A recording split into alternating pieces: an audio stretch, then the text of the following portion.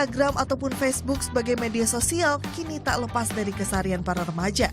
Namun bak pedang bermata dua, tak hanya memiliki sisi positif, media sosial juga berdampak buruk bagi kesehatan mereka. Baru-baru ini penelitian dari Universitas Glasgow, Inggris, para remaja yang menggunakan media sosial sebelum tidur dapat menimbulkan depresi. We saw that overall social media use was related to someone's anxiety, their depression. They want to be online 24/7, and as that need increased, then we also saw that that had an impact on their sleep quality. Bagi mahasiswa di Universitas Blackburn, Inggris, para remaja yang berinteraksi di media sosial dapat mengurangi rasa percaya dirinya. Most people use social media nowadays, so it's very easy to become too invested in having to keep updating or liking pictures, responding to people online. Many people post pictures of themselves, which can quite easily knock people's confidence. Seeing posts of people and like their lives and comparing your life to other people's lives, and maybe it's not as exciting or not as successful, and it might put yourself down. Oleh karena itu, Universitas Blackburn mendorong agar para mahasiswanya menggunakan media sosial secara bertanggung jawab. What we try to do here is develop some self-regulation skills in the young people so that they understand when to turn off, when to turn on, when to make sure that they've got other commitments at other parts of their life so that the whole world doesn't become a virtual world.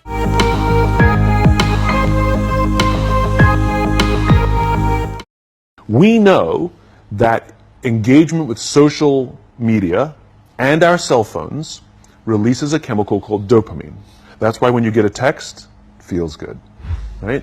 So, we've all had it where you're feeling a little bit down or feeling a bit lonely, and so you send out 10 texts to 10 friends, hi, hi, hi, hi, hi, because it feels good when you get a response, right? Right? It's why we count the likes. It's why we go back 10 times to see if my Instagram is growing slower. Did I do something wrong? Do they not like me anymore? Right? The trauma for young kids to be unfriended, right? Because we know when you get a hit of dopamine, which feels good. It's why we like it. It's why we keep going back to it. Dopamine is the exact same chemical that makes us feel good when we smoke, when we drink, and when we gamble. In other words, it's highly, highly addictive, right? We have age restrictions on smoking, gambling, and alcohol, and we have no age restrictions on social media and cell phones. That's basically what's happening, right? That's basically what happened. You have an entire generation that has access to an addictive, numbing chemical called dopamine through social media and cell phones. What's happening is because we're allowing unfettered access to these dopamine-producing devices and media, basically it's becoming hardwired, and what we're seeing is as they grow older, too many kids don't know how to form deep, meaningful relationships. Their words, not mine. They will admit that many of their friendships are superficial. They will admit that their friends, that they don't count on their friends, they don't rely on their friends, they have fun with their friends, But they also know that their friends will cancel on them as something better comes along. Deep, meaningful relationships are not there because they never practice the skill set, and worse, they don't have the coping mechanisms to deal with stress. So when significant stress starts to show up in their lives, they're not turning to a person, they're turning to a device, they're turning to social media, they're turning to these things which offer temporary relief. We know, the science is clear, we know that people who spend more time on Facebook suffer higher rates of depression than people who spend less time on Facebook, right? These things balance, right? There's nothing wrong with social media and cell phones. It's the imbalance, right? If you're sitting at dinner with your friends and you're texting somebody who's not there, that's a problem. That's an addiction. If you're sitting in a meeting with people you're supposed to be listening to and speaking, and you put your phone on the table, face up or face down, I don't care, that sends a subconscious message to the room that you're just not that important to me right now, right? That's what happens. And the fact that you cannot put it away is because you are addicted. And like all addiction, in time, it'll destroy relationships, it'll cost time, and it'll cost money, and it'll make your life worse, right? And so it's like an alcoholic. The reason you take the alcohol out of the house is because we cannot trust our willpower. We're just not strong enough. But when you remove the temptation, it actually makes it a lot easier. But if you don't have the phone, you just kind of enjoy the world. There should be no cell phones in conference rooms. None. Zero. And I don't mean the kind of like sitting outside waiting to text. I mean like when you're sitting and waiting for a meeting to start, this is what we all do. We all sit here and wait for the meeting to start. Meeting starting? Okay. And we start the meeting. No, that's not how relationships are formed. Remember we talked about it's the little things? Relationships are formed this way. We're waiting for a meeting to start and we go, how's your dad? I heard he was in the hospital. Oh, he's really good. Thanks for asking. He's actually at home now. Oh, I'm really glad. It was really amazing. I know, it was really scary for a while. That's how you form relationships. And so what this young generation needs to learn is patience. That some things that really, really matter, like love, or job fulfillment, joy, love of life, self-confidence, a skill set, any of these things, all of these things take time. Sometimes you can expedite pieces of it, but the overall journey is arduous and long and difficult.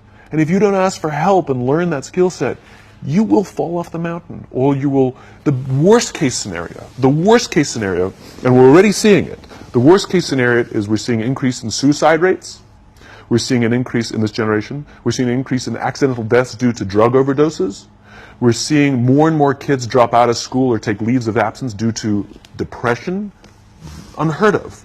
This is really bad. The best case scenario, those are all bad cases, right? The best case scenario is you'll have an entire population growing up and going through life and just never really finding joy. They'll never really find deep fulfillment in work or in life. They'll just waft through life and it'll be it's fine. We now have a responsibility to make up the shortfall and to help this amazing, idealistic, fantastic generation build their confidence. Learn patience, learn the social skills, find a better balance between life and technology.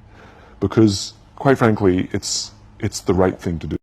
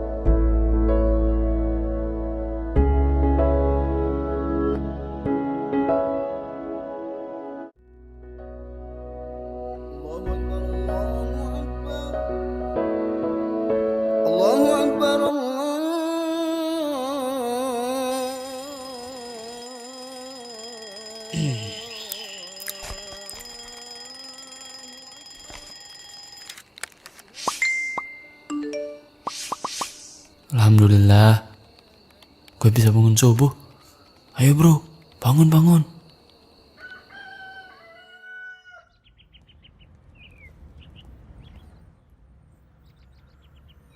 Allahu Akbar. Allahu Akbar. Assalamualaikum warahmatullahi wabarakatuh. Assalamualaikum warahmatullahi.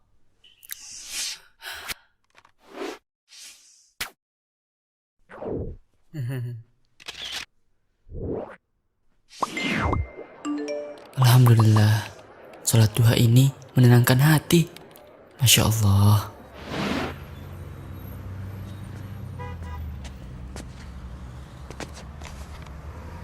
Status dulu Masya Allah, pengajian barusan bagus banget. Sayang gak sempet nyatet. Alhamdulillah, hari ini bisa sedekah. Bentar lagi buka nih. Mudah-mudahan puasa hari ini diterima. Alhamdulillah dapat rezeki. Pasti karena sedekah hari ini diterima. Ini udah tahap yang keberapa ya? Ana lupa.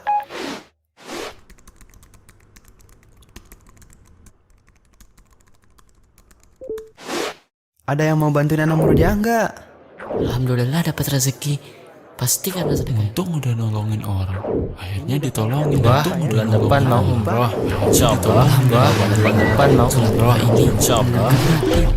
Sebagian orang menulis status amalannya untuk meningkatkan status dirinya, agar mendapat pujian atau ketenaran di kalangan umum. Hal ini adalah riya dan termasuk dosa.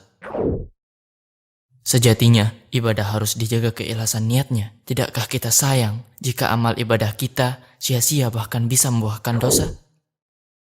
Mari berhati-hati. Jangan sampai amal hangus gara-gara status.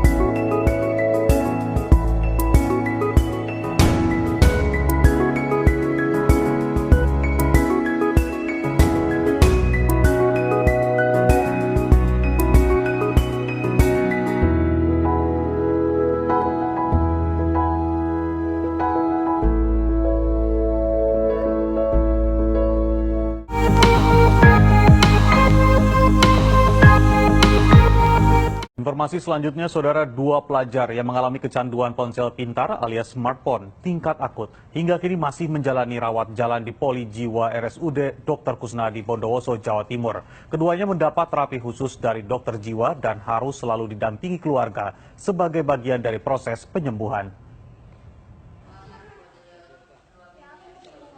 Poli Jiwa RSUD Dr. Kusnadi Bondowoso sejak Desember lalu merawat 2 pasien kecanduan smartphone alias ponsel pintar. A berusia 17 tahun dan H 15 tahun berstatus pelajar dari sebuah SMP dan SMA di Bondowoso. Hasil diagnosa kejiwaan, kedua pelajar itu mengalami kecanduan tingkat akut. Mereka bisa marah besar sampai membanting-banting benda atau menyakiti diri sendiri jika diminta melepaskan gawai dari tangannya. Meski kondisi kedua pasien berangsur membaik, namun hingga kini mereka masih mendapat terapi khusus dan harus selalu didampingi keluarga sebagai bagian dari proses penyembuhan. Menurut dokter jiwa, peran keluarga memang sangat penting untuk menghindari anak dari kecanduan ponsel pintar. Saya yakin dan percaya bahwa di luaran sana itu sebenarnya banyak juga pecandu-pecandu gadget ini yang mungkin tidak menyadari akan perubahannya dan tidak menyadari bahwa ini adalah sebuah gangguan jiwa. Jadi mereka tidak segera membawa dirinya untuk berobat.